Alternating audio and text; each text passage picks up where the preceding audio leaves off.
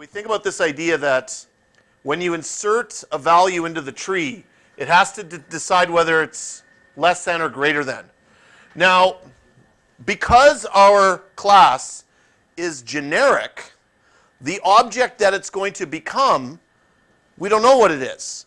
Now, in the case of things like class integer, class string, some of the big classes that we know about, those would be fine because those have built into them something called the Compareto method.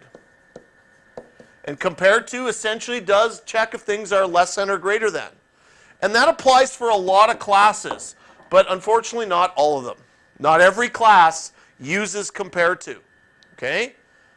Unlike, say, equals, which we know is built into every single class, Compareto is not.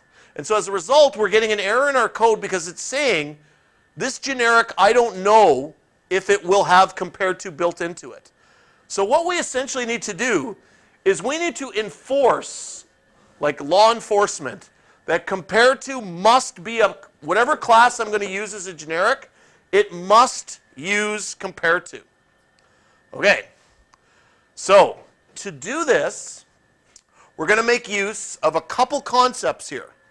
So I've prepared a slide for this, thing for this. Since we're using generics and we want to enforce something, we're going to be using essentially these couple things. We're going to be using what's called an abstract and an interface, and specifically something called the comparable interface. And if we just go all the way down to the end here, what does comparable mean? It means to compare things, right? Which is exactly the problem we were running into, okay? So essentially, this is again a crash course. We talked, some of you may remember that last year in grade 11, at the one last big gaming example I did optionally in class, I talked about abstract classes. What an abstract class is, it's a class that cannot be instantiated. So it can only be a class, you can't make an object of those classes. So then you're thinking, well, what good is that? Why would I make a class that I could never instantiate? Well, you use it for inheritance. So it becomes the parent class of other classes, right? So you can have an abstract class. Oh, there's abstract class. And things can inherit, you can have classes that inherit from it, even though you can't instantiate it itself, okay? In the gaming example last year, we made a class called the game object class, and you never could make a game object. But we then made classes like Pac-Man, which inherited from the game object class, and then you could make a Pac-Man. So that's what an abstract class is. An abstract class, is a class that you cannot instantiate. There's also, by the way, abstract methods. Abstract methods are essentially methods that have no body to them. So they're essentially just stubs. They're a little method that has no body in it whatsoever. So that, strangely, if you write an abstract method, it looks like something like this. Public, void, let's call it foo, and it takes a parameter, int x, and then that's it. You put the semicolon right there. That's what's called an abstract method. So you're thinking, well, what's the point of that? Why would I have an abstract method? Well, same idea. If you have an abstract method in an abstract class, when you inherit it, then you override it and put content into it. So it's kind of like a template for what's going on. If you extend that to the next level, that's essentially what an interface is, okay? An interface is an abstract class that has to have abstract methods within it. So you can make abstract classes, but they're essentially like other classes other than you can't instantiate them. So they can have full methods, they can have abstract methods, they can have data members. But taking it to the next level, an interface is an abstract class, but it only contains abstract method. So it can't have things like constructors in it and stuff like that. So what's the purpose of that? Why would I need a class that I'm never going to instantiate that has completely empty methods in it? Well, the other thing what an interface does is it's also being used for inheritance, right? So if this class up here, the game object, is not only abstract, but an interface, what it might do is when I inherit from it to create a Pac-Man object, it will not only inherit from this, but it will force. So if I have, say, an abstract method in there, it'll force me to override it. I must override it. It creates a sort of, you must do this stuff. And that is exactly, whoops, what we wanted. Come on, stupid thing. Right here. We want to enforce that when I create this class, it makes you have to have that method in there. So this one won't be a problem because that method's already in there, that's already in there. But let's say we make our own class called like the creature class. And we want to use it in our tree. Well, it'll force us to write a Compareto method in there, okay? And that's kind of what we wanted anyways. We wanted that to happen. So the simple fix for this then is go to the top of your tree node class. Okay, so we're up at the top. And right here in the generic, you put this. Extends comparable T. Okay, so let me zoom in on that. So it's kind of weird syntax there. So what's happening is the generic is extending something called comparable.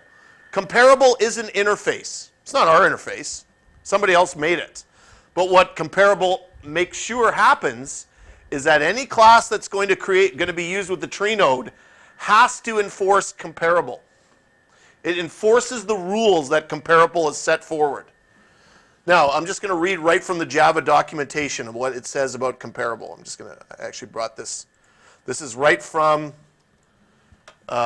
Oracle, right from the people who made this comparable interface.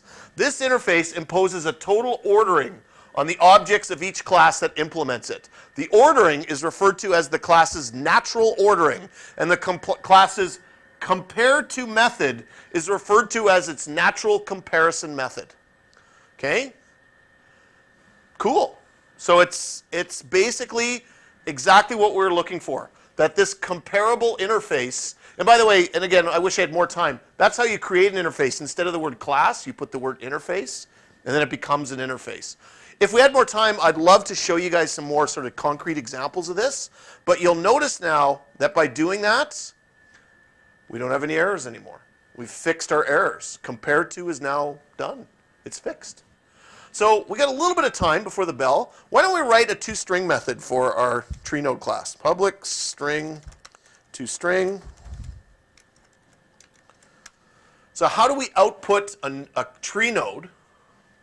Well, why don't we do something like this? String text equals the word data equals plus data.toString.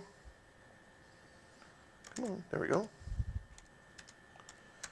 But a tree node could have children, okay? So the text plus equals this dot left dot toString.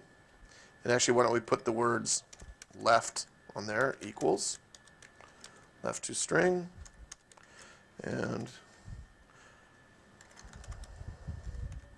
I'm trying to beat the buzzer here, but right equals this dot right toString. So basically what I'm saying is when you output a node, output its data and output what the left subtree of this node is and the right subtree of this node is. So this is going to be recursive, okay?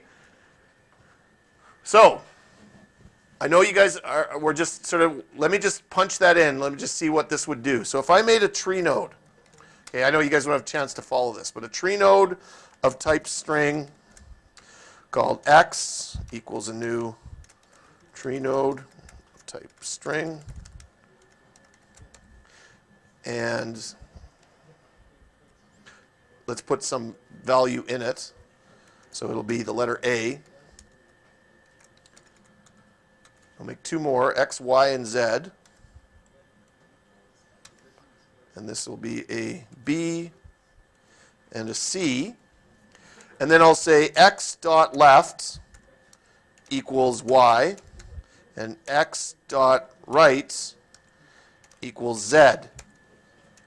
And then I'll output x. Okay? So let's imagine what this is going to draw. We've made a node called x that contains the letter A. That's x. Left side is y, right side is z. Let me quickly run the code, see what happens if it actually works. Work! Work, damn you! Have a good day, everybody. Remember, tomorrow, you're welcome to come first period to do your survey, but if you come during your spare, according to the office, that's okay. Of course it's compiling slow. Crashed. We will fix it tomorrow. So we are out of time today.